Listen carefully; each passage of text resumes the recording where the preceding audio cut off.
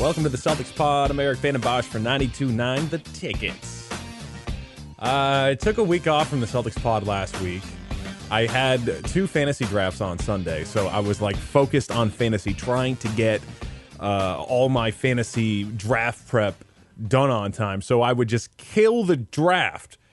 And in one league, I thought I killed the draft, but running backs went so quickly, it was just hard to pick up running backs that I was confident in, like every week RB1s. That ended up with Leonard Fournette, Joe Mixon as my top 2 running backs. So little nervous there with the uncertainty with the workload for Mixon rather, and then Fournette, bad offensive line, bad quarterback. So, and it's funny that I'm so worried about my fantasy team and stuff.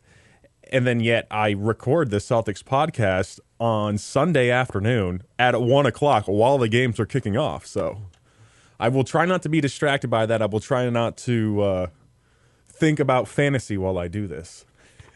All right, so Isaiah Thomas broke his silence. He put out a really nice piece in the Players Tribune. He said very little prior to that. Normally he's very active on social media, but his Twitter account was dead for a while. There was nothing in there. And then he posted his piece from the Players Tribune on his Twitter page, and from there, it kind of everything went back to normal. So Isaiah is back. We are hearing from him. In the Players Tribune, what he did was he described what it was like to get that call from Danny Ainge, which was very interesting because you don't always get kind of like a behind-the-scenes look at something like that goes on.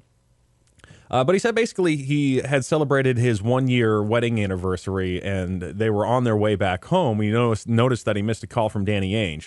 Then he gets a text from Danny that says, "Call me back." So he thought at that point it was pretty routine, like he communicates with Danny, so he gets a text like that every once in a while. So he calls him up, not expecting what he heard in that conversation. Basically, he said they started with some small talk, and then there was like a pause in the conversation. And then all of a sudden, Danny Ainge just says, "Isaiah, we traded you to Cleveland for Kyrie." And then from there, as you would expect Danny to do, he started saying, how much Isaiah meant to the city of Boston, how much he meant to the team. But Isaiah, in his piece, said that he didn't want to hear it. He even said he tried to cut Danny off a couple of times. Danny kept going, so he kept trying to cut him off, and eventually he did. And Isaiah said that he wasn't trying to be rude or anything like that, but he said he was hurt and he just didn't want to hear it. He just didn't really want to talk about it. So Isaiah seemed to take it pretty hard in that piece. This was actually a really, really good line. This was such a good line. It could have come from a movie or something like that. Isaiah goes, "I did one thing wrong in my time with the Celtics. I fell in love with the city of Boston." So that's a good line. I did one thing wrong. I fell in love. But Isaiah really, he did. He fell in love with the city of Boston. He said he wanted to be the next big Boston sports icon. He said he wanted to be the next Brady, the next David Ortiz. And, of course, obviously there's never going to be a next Tom Brady. Isaiah never would have been the Tom Brady of the Boston Celtics, but he just wanted to be great. He wanted the city to fall in love with him, the region, the sports fans. He just, fell in love with the city of Boston, and he felt like he was getting that back in return from the fans, and he loved it. He enjoyed it. And he said one of the things about the Celtics was that the Celtics gave him the chance to be great. He said it was the first time anybody ever really gave him the keys to the car and said, "All right, go out there, do what we know you can do, be the leader we know you can be, and carry this team like we know you can." So he didn't get that opportunity. He was traded by his first 2 teams. And even when he came to Boston, there was this whole conversation about whether or not Isaiah should even start. A lot of people said, "I like him as a spark off the bench." So he was happy that he got that opportunity to just, take over and be that guy. And obviously the Celtics took his career to a whole new level. They turned him into an all-star, a 2-time all-star, top 5 MVP candidate, a guy that scored 29 points per game, and a guy that just won over Celtics fans extremely quickly. And, by the time the playoffs were done last year, many Celtics fans just adored the guy, really admired him.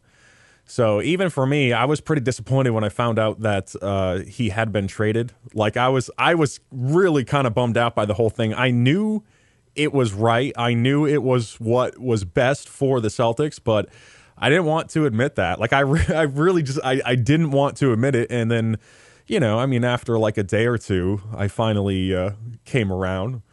I was able to accept reality. He was gone. And then, just like everyone else, you kind of look at the trade and say, obviously, this is good for the Celtics because it's that next step for the basketball team. The team had peaked. They got to the Eastern Conference Finals, and that was about as far as that team was going to go. When they signed Gordon Hayward in free agency, they got better in that moment, of course. Going forward with Isaiah, Gordon Hayward, you knew the team would be better, and even better a little bit, at least a little bit offensively, drafting Jason Tatum. So you knew the team would be better, even with Isaiah there before the Kyrie trade, but, people said still not good enough to win a championship, which, of course, I agree with.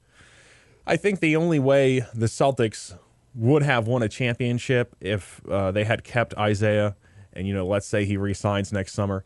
I think the only way they would have won a championship at that point would be if quickly Jason Tatum and Jaylen Brown just turned into stars. Like if those guys became all-star caliber players and then you had Isaiah, Hayward, Al Horford, maybe that was possible.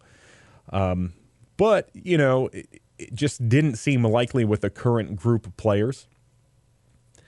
So, like I said, the fans falling in love with Isaiah Thomas. The guy carried the team for 2.5 years. Everything that happened after his sister passed away, I think it was those games after what happened with his sister where people who had loved Isaiah to begin with, it went to a whole new level after that, scoring 33 points in the first playoff game, first game after the death of his sister. And then on what would have been her birthday, he scores 53 points. So what he did was extremely special, getting his tooth knocked out, playing through that. Of course, he's undergoing extensive oral surgery, like during the day, the dental, like at the dentist office in the chair, getting his mouth operated on, getting the teeth taken care of and stuff like that, and then going out and playing a basketball game, even flying back and forth cross country, going to Washington State to be with the family, going back to Boston to play basketball, playing through a torn labrum. That was just a really, really special season, what he did, and everything he played through towards the end was just, it was, admirable, I think. And, like the whole Charles Barkley thing, I'm not a role model. Parents should be role models. I mean, Isaiah Thomas, like if you just look at what he did and what he overcame and everything that he fought through, you look at him and say, then that's a guy who sets an example. He really is. So Danny Ainge, in a conversation with the Boston Globe, he said it was the toughest call that he ever had to make. And he said that he understands what it's like to be traded because Danny Ainge, he was traded twice himself. In '89, he was traded to the Kings. He was traded to Blazers the following year. So he knows how that affects players, how that disrupts their lives and their families' lives and, how emotional it can be.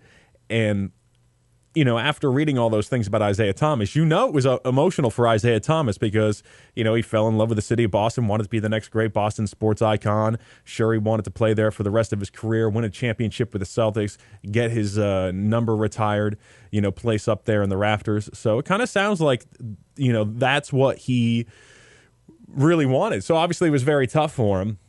But Danny Ainge, had a good line too in that piece with the Globe. He said, the franchise is bigger than all of us, and it's just, I guess if you're Danny Ainge, the way you see it is even those tough decisions and those relationships you build with people, you just gotta have to put that aside and say it's about the franchise and about winning the next championship.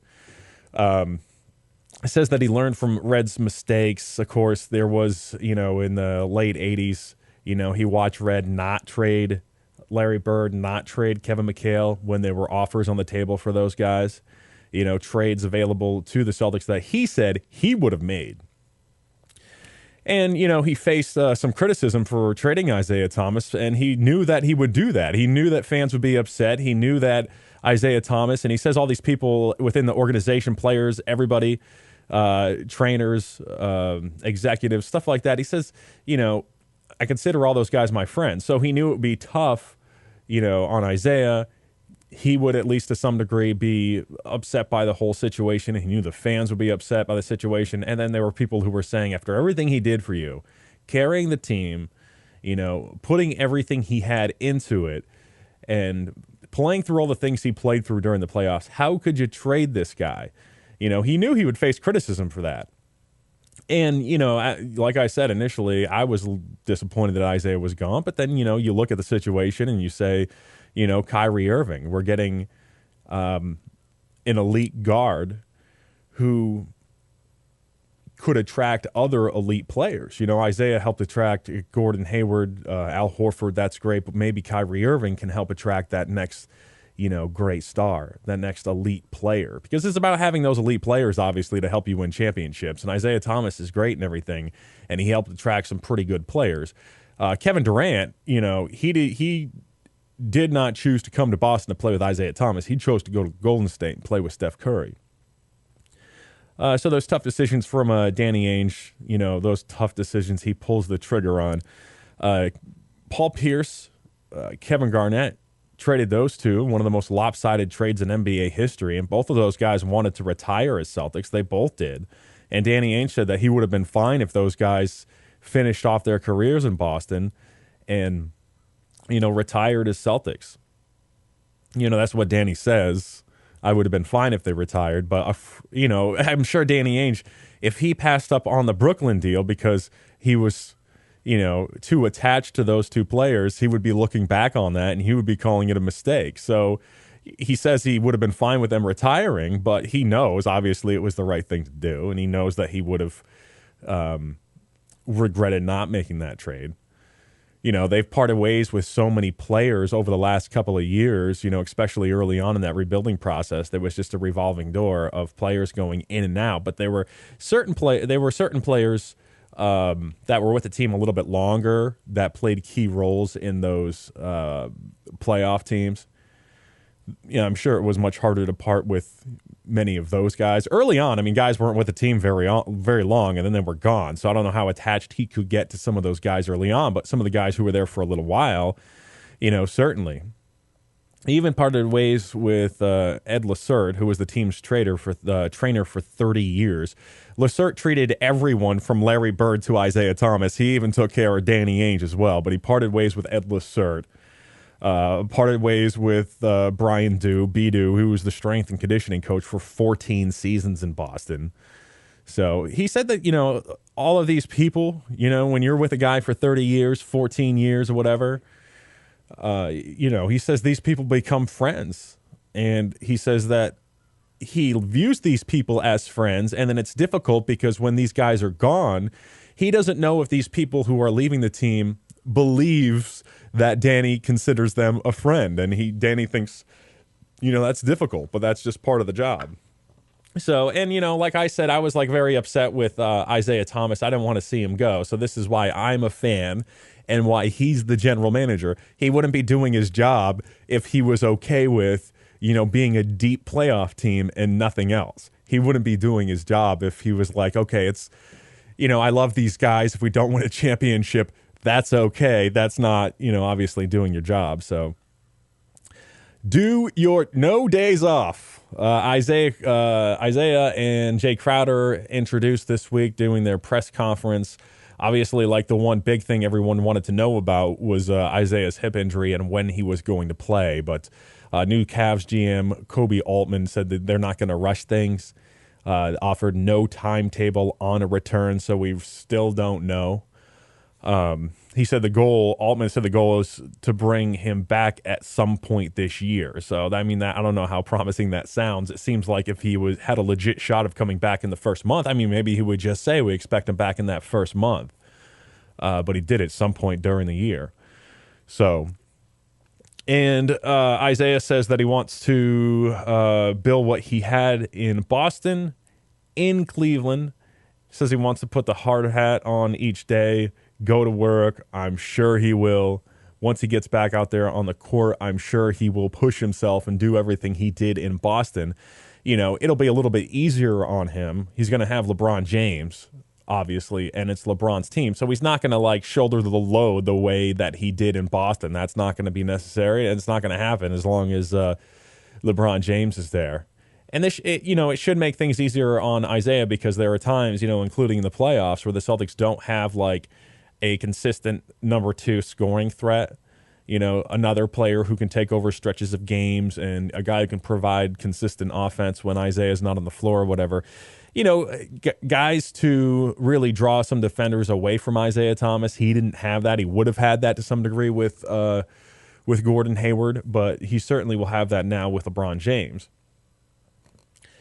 So, and, building what he had in Boston, in Cleveland,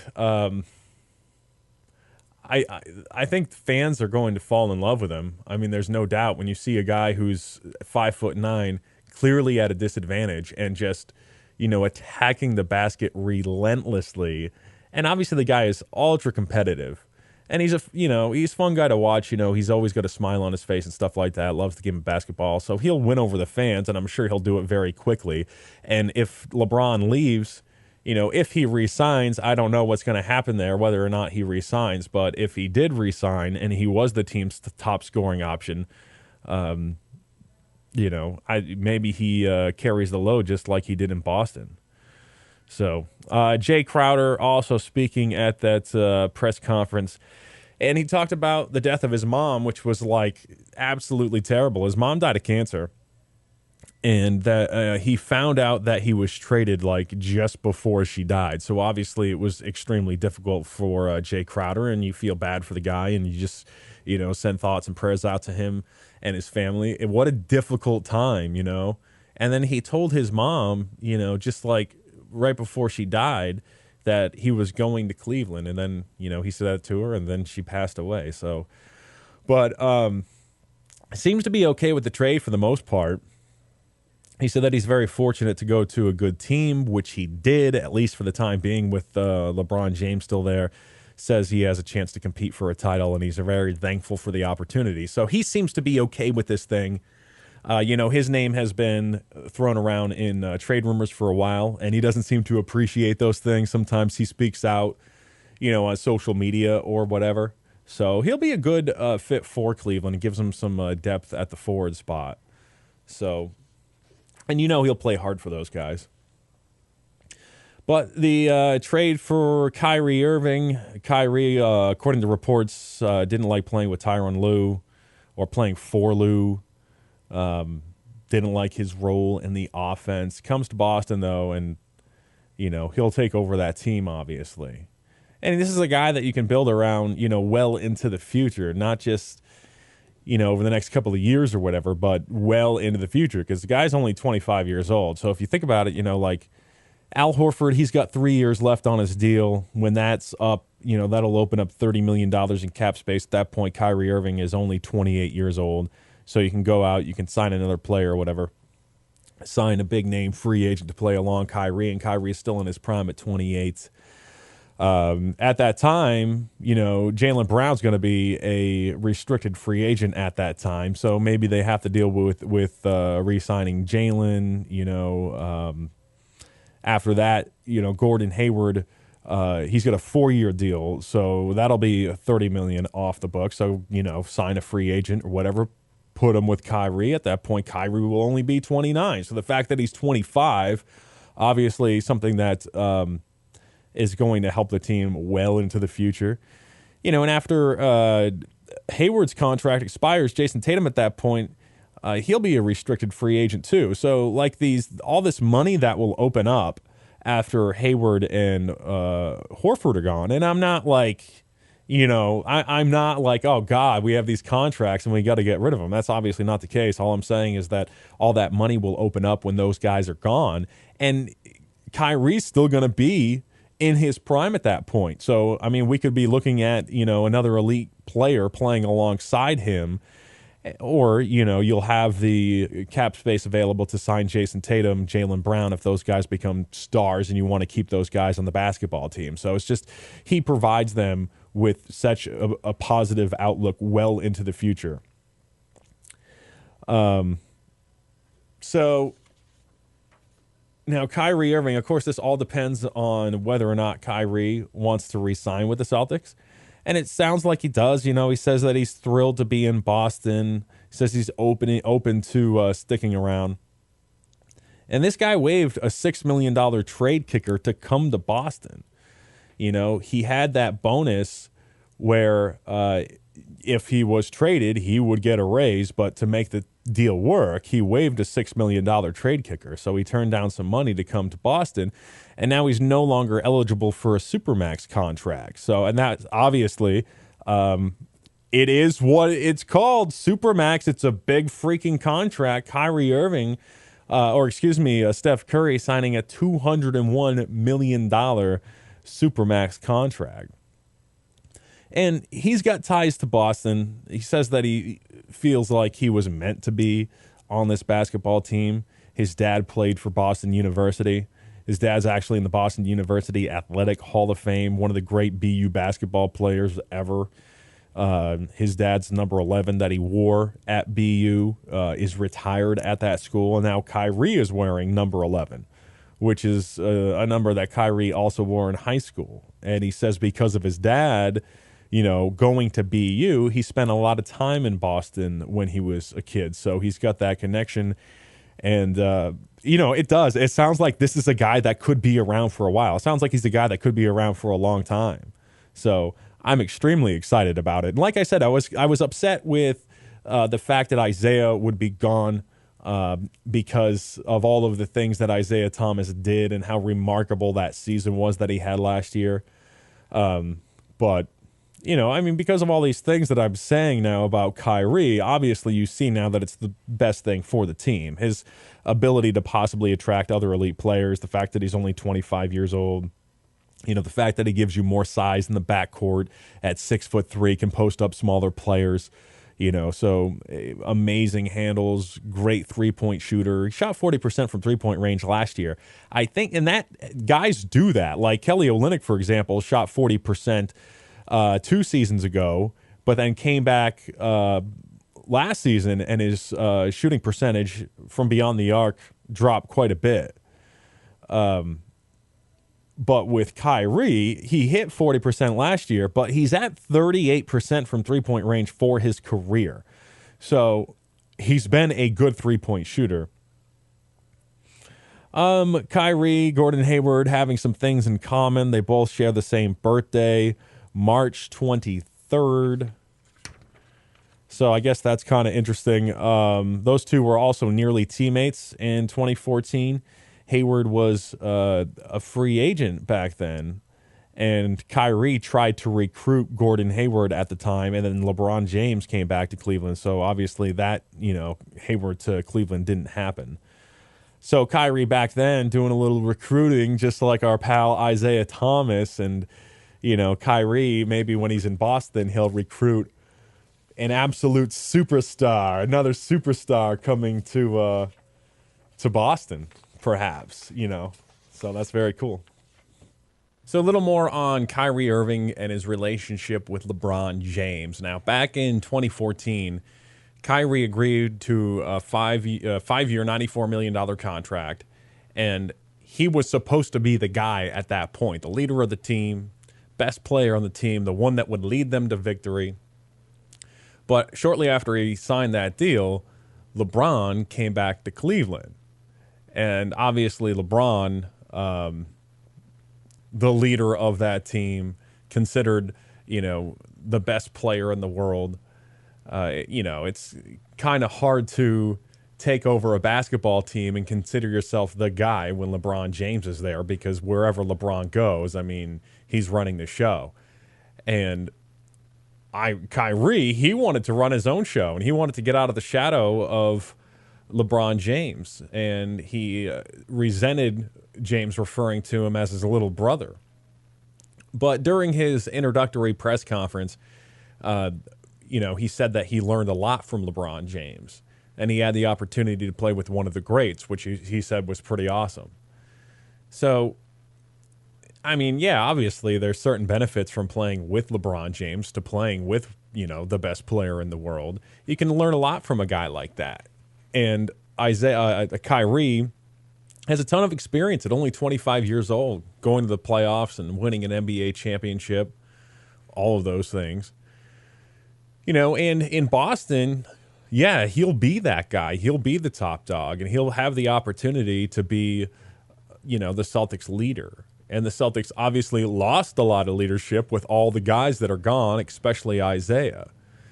So some people think, though, that Kyrie is very intelligent, maybe too intelligent for his own good. And yeah, he is very smart, despite the fact that he said the world is flat. And I'm not sure whether or not he believes that. He's kind of an interesting guy. He's a very complex person. And, some people say that he might be too intelligent for his own good because he has such a belief in his leadership ability. And he believes that his talent is limitless. And some people say that caused dissension in Cleveland. So it's going to be really interesting to see how Kyrie fits into that locker room. And as far as the team and the locker room goes, it's going to be interesting to see how that gels because it's a whole new basketball team. It's a new basketball team. There are 10 other newcomers, so we'll have to see how Kyrie fits in with all of those guys. And we're used to having a team that's really close, a team that gets along, good guys who, play hard and play for each other. I mean, that first chapter in the Brad Stevens era is over. Those guys that overachieved in Boston the last 3 seasons and made it to the playoffs, that team that everybody fell in love with because they were so gritty, that team is gone. It's a whole new basketball team. And I think that's probably one of the reasons why many people, more the diehard Celtics fans, took the news that Isaiah was leaving. Some people took that really hard, and I think it's because, that team that they fell in love with is gone. And there was already so much turnover prior to that Isaiah trade. They were already a completely different basketball team. Kelly Olynyk was gone. Amir Johnson, Jonas Jerebko, Avery Bradley, obviously. The team was just completely different. Obviously, the Celtics have different expectations now. It's always been about finding another superstar to play along with Isaiah and giving him that second scoring option. And the NBA is all about having stars, and you have that now. You have a legit duo, in Kyrie Irving and Gordon Hayward, and then of course you have Al Horford as well. Savvy veteran, makes everybody around him better, great passer, all of those things, can stretch the floor. So this team has a different set of expectations. Still, obviously, some holes to fill in the roster. Obviously, the bigs, that's a big question mark. And Jay Crowder was expected to play a ton of 4 because of their lack of bigs. He's gone. Ante Zizic is gone. And, there was a lot of hype surrounding Zizic. At one point, people were saying if Zizic was in the NBA draft, this past draft, he would be a top 10 player. I'm not so sure about that, So a lot of people thought that he would come in and contribute major minutes right away, but it seemed obvious during Summer League that his role was going to be more limited and he'd be at the end of the bench. But there was obviously high hopes for the guy because everyone knew, he's 7 feet tall and he could rebound, and the Celtics needed a rebounder. But... well, that is it for the Celtics pod. Until next week, I'm going to, go check out my fantasy team, see how I'm doing. I'm one of those fantasy players that checks my fantasy score constantly. I can't sit there and really enjoy the games and relax. I'm constantly checking the score. So I'm eager to do that right now. Wish me luck. I will be back next week. Take it easy.